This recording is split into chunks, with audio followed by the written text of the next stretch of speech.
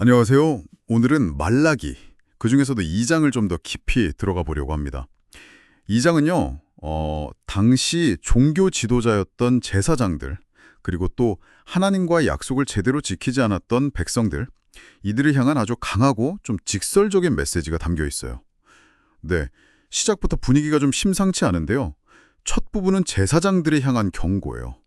하나님께서 당신의 이름을 영화롭게 하지 않으면 그들이 받은 복이 저주로 변할 거다, 이렇게 말씀하시면서 심지어 재물의 똥, 그러니까 그 오물을 얼굴에 바르시겠다, 이런 표현까지 쓰시거든요. 와, 정말 충격적이죠. 아니, 대체 왜 이렇게까지 강하게 말씀하시는 걸까요? 네, 상당히 파격적인 표현이죠. 근데 그만큼 제사장들의 책임이 아주 무거웠기 때문이라고 볼 수 있습니다. 하나님께서는 레위 지파, 그러니까 제사장 가문하고 생명과 평강의 언약이라는 걸 맺으셨거든요. 생명과 평강의 언약이요? 네, 이 언약의 핵심은 제사장들이 백성들에게 진리의 법을 제대로 가르치고 또 그들이 죄에서 돌이켜서 하나님께 다시 돌아오도록 이끄는 거였어요.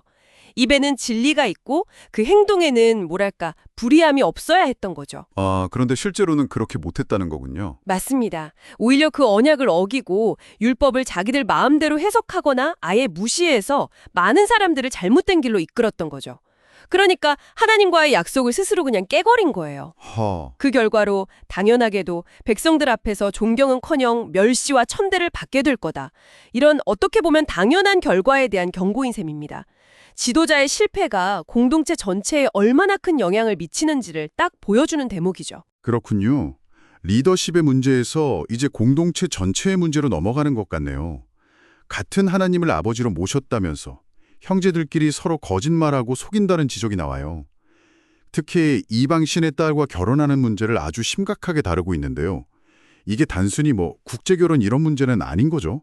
아, 네, 물론이죠. 여기서 이방 신의 딸이라는 표현은 그냥 외국 여자를 말하는 게 아니고요. 그 이방 종교의 우상 숭배 관습, 이런 걸 따르는 사람과 결혼하는 것. 그렇게 함으로써 하나님의 백성으로서 가져야 할 그 거룩함을 훼손하는 행위. 이걸 뜻합니다. 아, 단순히 국적 문제가 아니었군요. 네, 이건 조상 때부터 내려온 하나님과의 언약을 그냥 정면으로 어기는 일이었어요. 그래서 이런 일을 하는 사람은 공동체에서 끊어질 거다. 아주 엄중한 정고가 뒤따르는 거죠. 개인적인 관계 문제도 아주 구체적으로 지적되네요. 특히 젊었을 때 맞이한 아내, 성경에서는 언약의 아내라고 표현하는데 이 아내에게 거짓을 행하고 부당하게 대하는 문제를 딱 꼬집어요.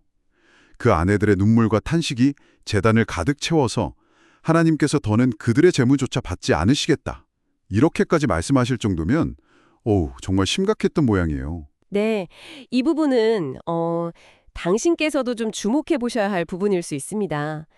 하나님께서 결혼을 아주 중요하게 여기셨다는 점, 그리고 결혼을 통해서 경건한 자손, 그러니까 신학 안에서 잘 자라나는 다음 세대를 보기 원하셨다는 점을 강조하고 있어요. 아, 경건한 자손이요? 네, 그런데 언약을 저버리고 이혼을 한다거나 아니면 옷으로 학대를 가린다는 표현처럼 폭력을 위선적으로 숨기는 행위, 이런 걸 하나님은 미워하신다고 분명히 말씀하십니다. 옷으로 학대를 가린다.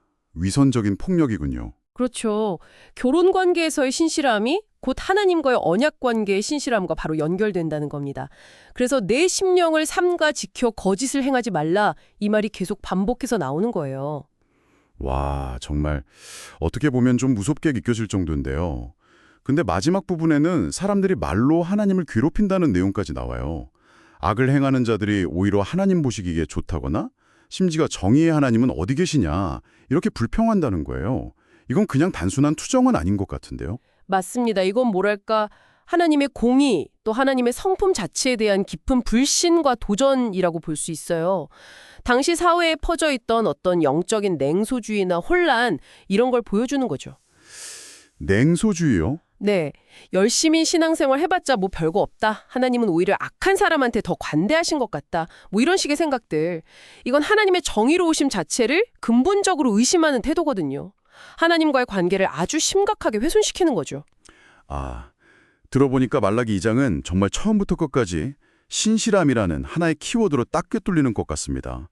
리더에게는 맡겨진 역할에 대한 신실함, 또 개인에게는 관계 속에서의 신실함, 그리고 우리 모두에게는 하나님과의 언약에 대한 신실함, 이걸 아주 강력하게 요구하고 있는 거네요. 그렇죠. 결국은 그 신실함에 대한 이야기입니다.